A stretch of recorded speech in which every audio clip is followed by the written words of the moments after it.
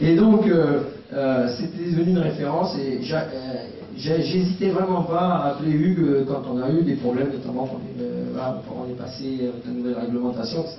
Et surtout au niveau européen. Et je me souviens d'une réunion qui était il y a 2 ans, très importante, et d'ailleurs à laquelle participait Kees Migal, qui était avec nous, qui, je vous l'avais raconté à l'époque, le devenir de l'ULM en dehors ou dans l'annexe 2 était vraiment... J'avais rameuté, sachant ce qui allait se passer, j'avais rameuté Christophe Robin, que j'avais pris de force, que j'ai pris en voiture en passant, que j'ai ramené le soir.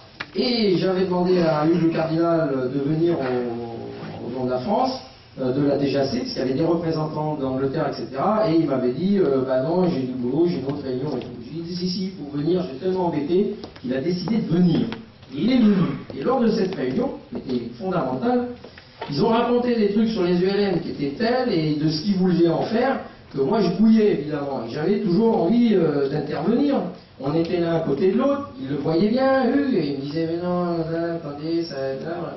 On a mangé à midi tous les deux, et puis je lui dis, attendez, là, on ne peut pas accepter ça, là, c'est la catastrophe, moi, je vais rentrer en France, je vais leur dire qu'il n'y a plus d'ULM, etc.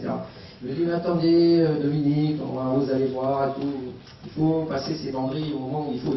On est rentré en réunion, même encore truc, c'était reparti. Et c'est vrai, bon, je suis intervenu 2-3 fois, et à la fin, il nous restait 3 quarts d'heure de réunion. Hugues est intervenu, tout ça, ça se passe en anglais, il faut le dire, on n'est pas forcément tous avantagés là, dans cette histoire. Et donc, Hugues est intervenu, et là, clac, monsieur Yves Moret, pour ne pas le nommer pas, il dit, ah bon, vous voulez ça? Bon, bah très bien. On ne parlera pas, donc, en ce qui concerne la réforme du règlement européen, eh bien, on ne parlera pas de l'annexe 2, on laisse ça comme ça. Eh bien, vous pouvez applaudir Hugues, parce que je pense que j'y suis pour quelque chose, mais je ne suis pas tout seul. Il est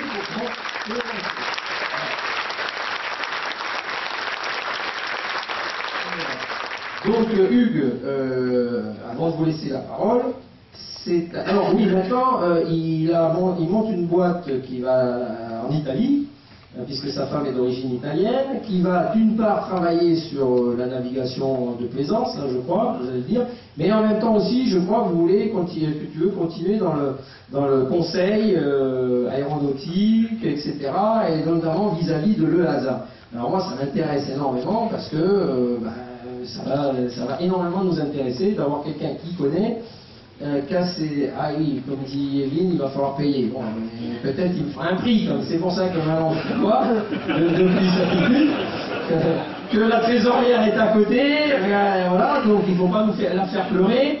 Et non, je sais que voilà, mais je pense, je te téléphonerai dans quelques temps, parce que je pense qu'on doit pouvoir collaborer voilà, sur certains trucs. C'est hyper important qu'on ait quelqu'un sur place qui puisse suivre tout ça, notamment par exemple Louis Berger, c'est vrai qu'il a 80 ans maintenant, et que la preuve, là, il fatigue un peu, et donc on a besoin de quelqu'un de professionnel qui puisse suivre ça, et c'est une très bonne initiative. Voilà.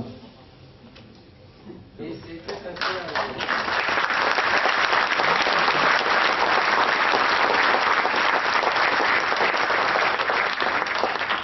Tout d'abord, un grand merci à Dominique, à tout le comité directeur et puis à toute la FFPUM. Je suis assez ému et touché vraiment par ce geste. C'est vrai que on a travaillé ensemble dans un très bon état d'esprit pendant toutes ces années.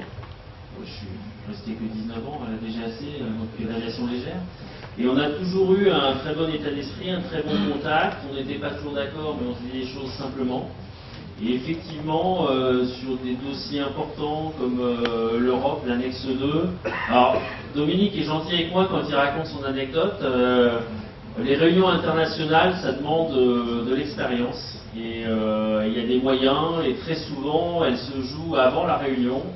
Je lui avais dit que j'étais allé voir le responsable de la réunion avant la réunion et qu'on avait convenu d'un petit scénario et que du coup il fallait laisser ça se dérouler un petit peu. Mais en fait, voilà, effectivement, les réunions internationales c'est difficile et ça se joue souvent en coulisses avant. Ça c'est clair et pour ça, il faut connaître les gens, il faut aller les voir à certains moments. C'est pour ça que, par exemple, jeudi, vendredi prochain, je suis à Cologne, à l'OAESA, voilà, dans le cadre de mon nouveau travail. Parce que c'est fondamental de garder les liens avec les gens, de garder l'Assemblée Générale à Francfort. Non, je suis à l'OAESA. Et effectivement, c'est comme ça que ça se fait. Donc, on profite comme ça. Effectivement, je vais donner un scoop, la DGAC n'a pas de bureau à Milan. Ça a été la bonne excuse pour partir. Donc je réalise ce rêve. Donc je vais effectivement avoir, donc j'ai commencé depuis un mois, enfin pas un mois, depuis le début du mois officiellement. J'ai effectivement monté une société qui s'appelle Velica. Donc Vella en italien c'est la voile et Elica l'hélice. Donc j'ai travaillé dans le monde aéronautique et dans le monde nautique. Ce sont des mondes qui sont extrêmement proches. Où on est vraiment dans la même problématique. La nature est plus forte que nous. S'il y a une tempête, nous on dit toujours que quand la tempête gronde, le bon marin est au bistrot. Mais ça marche aussi avec le bar de l'aéroclub, où c'est exactement la même chose. On a la même problématique, on utilise les mêmes matériaux, il y a la météo, il y a la navigation. Quand on pilote un ULM ou un avion, on ne va pas donner un grand coup de manche ou un grand coup dans les commandes. Quand on part un bateau, c'est exactement la même chose. Donc il y a beaucoup de points communs, c'est deux mondes qui m'intéressent énormément. Donc dans le monde de l'aéronautique, effectivement, je vais maintenir des contacts avec l'AESA et puis les gens pour qui je travaillerai, je leur apporterai.